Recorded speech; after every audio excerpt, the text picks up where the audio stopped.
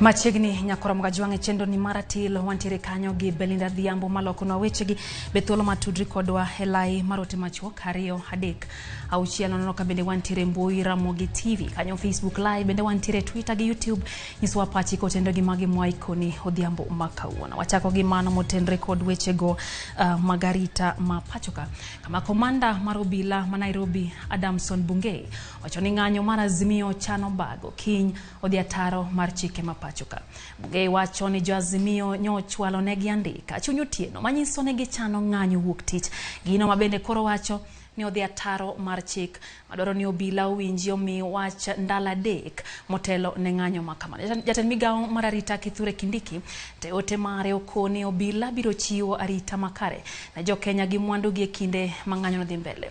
Kindiki osiemo jo bag ng'anyo ni kik tem rocho ratiro mar oganda jo Kenya mamoko.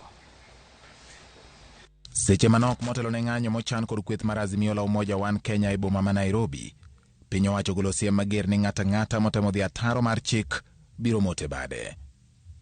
Kokalo andika moyiedhi, jatend migao mar arita Kithure Kindiki olero ni piny owacho yango chik namba 37 moyiene oganda ng'anyo kendo chokore gi kwe, ka gichwalo ng'ur margi, kata kamano, oluwo ni ok gibi yie mondo roch ratich oganda mamoko e yo moramora. Kindiki bendo koni onge ng'ato ma ibiro yiene ketho mwandu mar jomoko ka osingo ni Obila osemi chik mar tiyo gi yore duto mag chike rito ngima kod mwandu mag jopiny.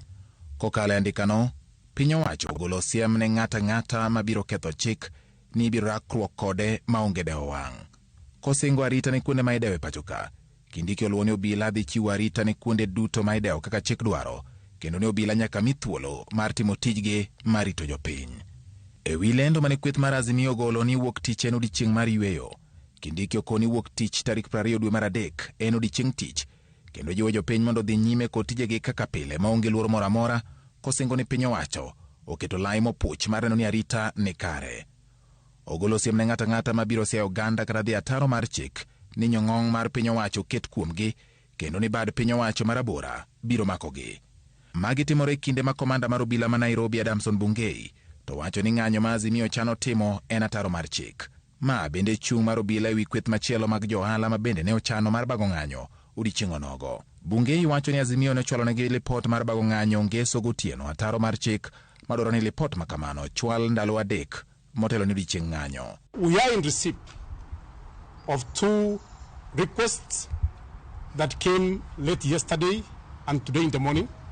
One from Azimio la Umoja One Kenya, and one from businessmen Nairobi community. But for the public interest, I just want to inform you that both of them do not meet the thresholds of the law, and therefore their requests were declined. If it is an illegal procession, it shall be made by the parameters of law.